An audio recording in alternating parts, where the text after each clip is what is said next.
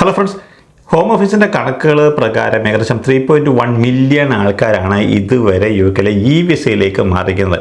നമുക്ക് എല്ലാവർക്കും അറിയാമായിരുന്നു ഈ ഒരു കഴിഞ്ഞ 2024 ഡിസംബർ 31 വരെയായിരുന്നു നേരത്തെ നമ്മളുടെ BRP കാർഡിന് കൊടുത്തിരുന്ന വാലിഡിറ്റി എന്ന് പറയുന്നത്. അതുകൊണ്ടാണ് ആർക്കൊക്കെ BRP കാർഡ് കിട്ടിയിട്ടുണ്ടോ അവരുടെ എല്ലാവരുടെയും എക്സ്പയറി ഡേറ്റ് എന്ന് പറയുന്നത് 2024 ഡിസംബർ 31 പക്ഷേ ആ ഒരു സമയമായപ്പോഴേക്കും കുറേ പ്രശ്നങ്ങളൊക്കെ വന്നു.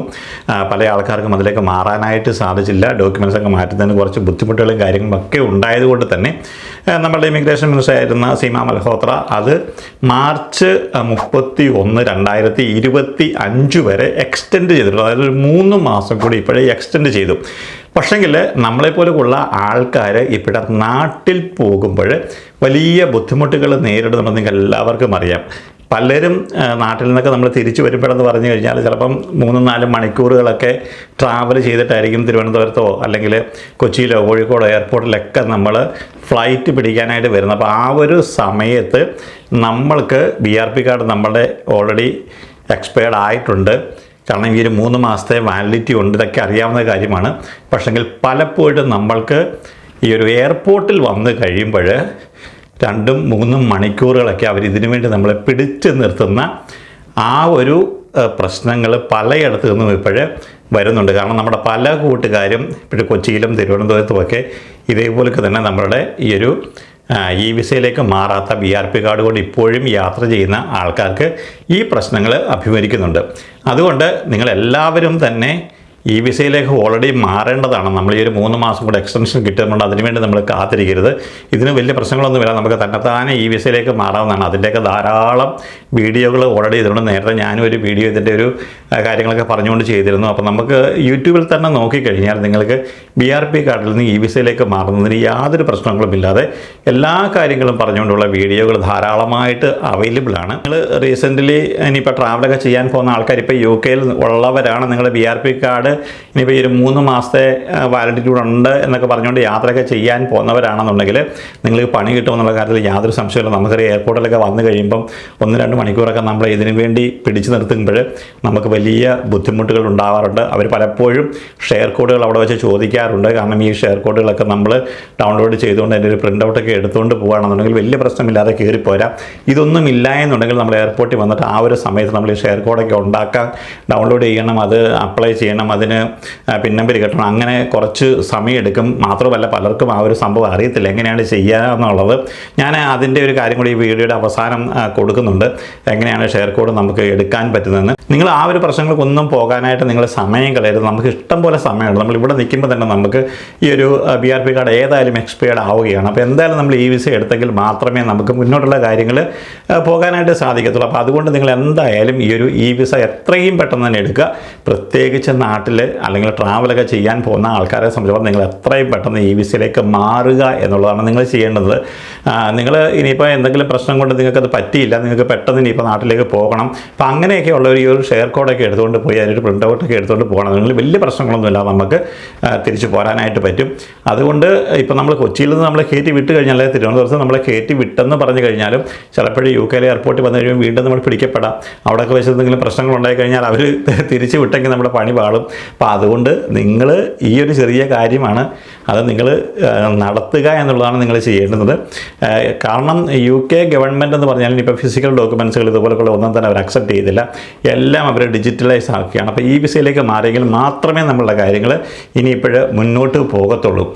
മാത്രമല്ല നിങ്ങൾ അറിയേണ്ടുന്ന കാര്യം എന്ന് പറഞ്ഞു കഴിഞ്ഞാൽ നിങ്ങൾ റീസെൻ്റ്ലി ഇനി പാസ്പോർട്ടൊക്കെ നിങ്ങളുടെ എക്സ്പയർഡ് ആയി അതിനുശേഷം ഇങ്ങനെയൊക്കെയുള്ള പ്രശ്നങ്ങളൊക്കെ നേരിടുന്നുണ്ടെങ്കിൽ ഈ ഒരു വിസയിൽ ഇത് മുഴുവനും നിങ്ങൾ അപ്ഡേറ്റ് ആയിരിക്കണം. അതേപോലെ തന്നെ നിങ്ങൾ ട്രാവൽ ചെയ്യുമ്പോഴും നിങ്ങളുടെ എക്സ്പയർഡ് ആയിട്ടുള്ള പാസ്പോർട്ടോ അല്ലെങ്കിൽ ഈ ഒരു BRP കാർഡ് കഴിഞ്ഞതൊക്കെ നിങ്ങൾ ഒരു കുറച്ച് കാലത്തേക്കെങ്കിലും നിങ്ങൾ കൂടെ കൊണ്ടു നടക്കുക. കാരണം ഏത് സമയത്ത് എപ്പോഴാണ് നമുക്കൊരു പ്രശ്നം വരുന്നത് നമുക്ക് അറിയാൻ പറ്റും. ഇനിയിപ്പോൾ ഈ ഒരു മാർച്ച് 31 വരെയാണ് ഇതിൻ്റെ കാലാവധി ഉള്ളത് എങ്കിൽ പോലും അതിനുശേഷവും നിങ്ങൾ യാത്ര ചെയ്യുന്നുണ്ടെങ്കിൽ നിങ്ങളുടെ എക്സ്പയർഡായ പാസ്പോർട്ടുകളും അല്ലെങ്കിൽ നിങ്ങളുടെ മാരേജ് സർട്ടിഫിക്കറ്റോ അല്ലെങ്കിൽ നിങ്ങൾ UK നിൽക്കുന്നതിന് എന്തെങ്കിലുമൊക്കെ പ്രൂഫുകളൊക്കെ ഉണ്ട് അല്ലെങ്കിൽ നിങ്ങളുടെ എക്സ്പയർഡായ BRP കാർഡ് ഇതെല്ലാം നിങ്ങൾ കുറച്ച് നാളത്തേക്കെങ്കിലും നിങ്ങൾ യാത്രയിൽ ഉടനീളം കൊണ്ട് നടക്കുക. എനിക്ക് ബ്രിട്ടീഷ് പാസ്പോർട്ട് കിട്ടിയതാണ്. അപ്പം ഞാൻ ഈ ബ്രിട്ടീഷ് പാസ്പോർട്ട് കിട്ടിയിട്ട് പ്രാവശ്യം മാറുകയും ചെയ്തു. കാരണം എനിക്ക് ബർഗാണ്ടി കളറുള്ള ബ്രിട്ടീഷ് പാസ്പോർട്ടാണ് ആദ്യം കിട്ടിയത്. അതിനുശേഷം രണ്ടാമത് ഇപ്പം പുതുതായിട്ട് വന്നിരിക്കുന്നത് വെച്ചാൽ നമ്മളുടെ ഒരു ഇന്ത്യൻ പാസ്പോർട്ടിന് സമമായിട്ടുള്ള ഒരു ബ്ലൂ കളറാണ്. അപ്പം ഞാൻ പലപ്പോഴും ഇപ്പോഴും യാത്ര ചെയ്യുമ്പോൾ പഴയ പാസ്പോർട്ട് ഇന്ത്യൻ പാസ്പോർട്ട് സറണ്ടർ ചെയ്തുകൊണ്ട് ഞാൻ മിക്കവാറും കൊണ്ട് നടക്കാറുണ്ട്. കാരണം ആ ഒരു സറണ്ടർ ചെയ്ത ഇന്ത്യൻ പാസ്പോർട്ട് പ്ലസ് ആ ബർഗാണ്ടി ബ്രിട്ടീഷ് പാസ്പോർട്ട് പ്ലസ് ഇപ്പോഴത്തെ പുതിയ പാസ്പോർട്ട്, ഈ മൂന്നിൻ്റെ ഒരു കോപ്പി കൊണ്ടാണ് ഇപ്പോഴും പോകുന്നത്. കാരണം ഏതെങ്കിലും സമയത്ത് എന്തെങ്കിലും പിടിക്കപ്പെട്ട് കഴിഞ്ഞാൽ നമ്മുടെ യാത്ര ഒരു കാരണവശാലും മുടങ്ങരുത്. അപ്പോൾ അതുകൊണ്ട് നിങ്ങൾ ഈ കാര്യങ്ങളെല്ലാം തന്നെ കുറച്ച് നാളത്തേക്കെങ്കിലും നിങ്ങൾ കൂടെ കൊണ്ട് നടക്കണം. കാരണം ഇതേപോലെയുള്ളൊരു പ്രശ്നങ്ങൾ ഏത് സമയവും നമ്മൾ അഭിമുഖീകരിക്കേണ്ടതായിട്ട് വരും. അപ്പോൾ ഇങ്ങനെയുള്ള കാര്യങ്ങൾ നിങ്ങൾ പ്രത്യേകം ശ്രദ്ധിക്കുക. നമ്മൾ എയർപോർട്ടിലൊക്കെ ചെന്നിട്ട് നമ്മൾ ഒറ്റയ്ക്കൊക്കെയാണ് യാത്ര ചെയ്യുന്നതെങ്കിൽ നമ്മൾ ഈ ഷെയർ കോഡൊന്നും നമ്മൾ എടുത്തിട്ടില്ല എന്നുണ്ടെങ്കിൽ അവിടെ വന്നു കഴിയുമ്പോൾ നമ്മളെ അവിടെ പിടിച്ചു നിർത്തും. പലർക്കും ഇപ്പോൾ 1.5-2 മണിക്കൂറൊക്കെയാണ് ഇതിനു വേണ്ടി എയർപോർട്ടിൽ ഇപ്പോൾ നമ്മൾ ചിലവാക്കുന്നത്. അപ്പോൾ ആ ഒരു സമയത്ത് നമ്മൾ ഈ ഒരു ഷെയർ കോഡൊക്കെ എടുക്കാൻ പോകുന്നു, നമ്മൾ ചിലപ്പോൾ കുഞ്ഞുങ്ങളെ കൊണ്ടൊക്കെ ആയിരിക്കും യാത്ര ചെയ്യുന്നത്. അപ്പോൾ ആ സമയത്ത് ഇതിനു വേണ്ടി നമ്മൾ വെയിറ്റ് ചെയ്യേണ്ടുന്ന ഒരു സമയം, പലർക്കും ഈ ഒരു ഷെയർ കോഡ് എടുക്കാൻ അറിയത്തില്ല. അങ്ങനെ വന്നു കഴിയുമ്പോൾ ചിലപ്പോൾ എയർപോർട്ടിൽ ഇതേപോലെയുള്ള ഉദ്യോഗസ്ഥന്മാരൊക്കെ നമ്മളെ സഹായിക്കാറുണ്ട്. പക്ഷേങ്കിൽ പലപ്പോഴും നമുക്ക് പറയാൻ പറ്റാതെ നമ്മൾ ആരുടെ മുന്നിലാണ് ചെന്ന് വീഴുന്നത്. നിങ്ങൾക്ക് എന്തെങ്കിലുമൊക്കെ പ്രശ്നങ്ങളുണ്ട് എന്നുണ്ടെങ്കിൽ നിങ്ങൾ ഈ ഒരു gov.uk എന്നുള്ള ആ ഒരു വെബ്സൈറ്റിലേക്ക് പോയി നിങ്ങൾ ചോദിച്ചു കഴിഞ്ഞാൽ അപ്പോൾ തന്നെ എല്ലാ കാര്യങ്ങളും നിങ്ങൾക്ക് പറഞ്ഞു തരും. To your browser and type gov.uk. When this website opens, in the search bar, put view and prove your immigration status. It even pops out like that. Now, when you open it, this is what you see. It tells you those people that can use this service, and just read it and make sure that you are one of the people that can use the service. It tells you that you will need details of your identity documents. Remember that if you have updated your e-visa with your passport, therefore your login details will be that of your passport. So you have to provide your date of birth, access to a mobile phone or email address. Just click on Start on now. The next page, the question there is, what identity document did you use when you created your account? Just click on passport. For me, it's passport. Then I clicked on continue to the next page. It says, what is your passport number? Then I provide that. The next one is, what is your date of birth? Day, month, and year. Make sure it's correct. If not, you say details don't match. Next question is, how do you want to receive a security code? Email or text message. I chose a text message, so they'll give you a 6-digit security code that you need to use within 10 minutes or it will expire. So just make sure you have your phone handy at this particular stage. So when you put in the security code and click on continue, on the next page it gives you that your immigration status, your name, date of birth, nationality, status, valid from, valid until, and you can see your photograph there. Just note that this is your e-visa, and if you have any information that is displayed incorrectly, then you have to report it.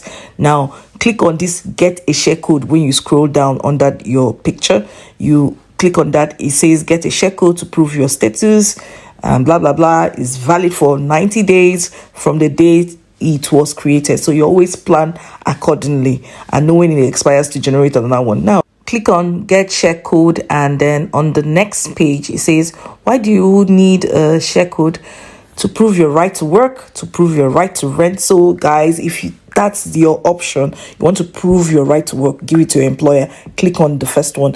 If you want to prove your right to rent in England, then you generate it by clicking on the right to rent in England. It's pretty easy, but for this particular situation, we just want to prove our immigration status. For anything else, remember, for traveling, council house, studying, getting a driving license, so we just click on this, prove your immigration status. For anything else, and continue to the next page. When you click on that, it will say this is what the checker will see. Just make sure your details are always correct. It says summary of what you can do in the UK. It says whether you have access to public fund or not, what services you can do, live in the UK until you can study. That's my own situation, but yours might be a bit different from mine anyway.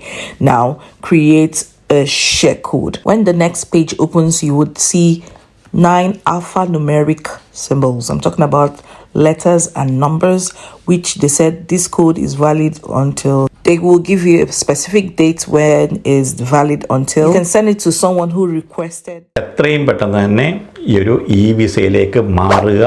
അങ്ങനെ വന്നു കഴിഞ്ഞാൽ നമ്മുടെ ടെൻഷൻസും പ്രശ്നങ്ങളും ഒക്കെ മാറും. നമുക്ക് ധൈര്യമായിട്ട് നാട്ടിൽ പോയിട്ട് ധൈര്യമായിട്ട് തിരിച്ച് UK നമുക്ക് എത്താം. നമ്മൾ മറ്റൊരു വീഡിയോയിൽ കാണുന്നതൊക്കെ എല്ലാവർക്കും വേണ്ടി നന്ദി, നമസ്കാരം.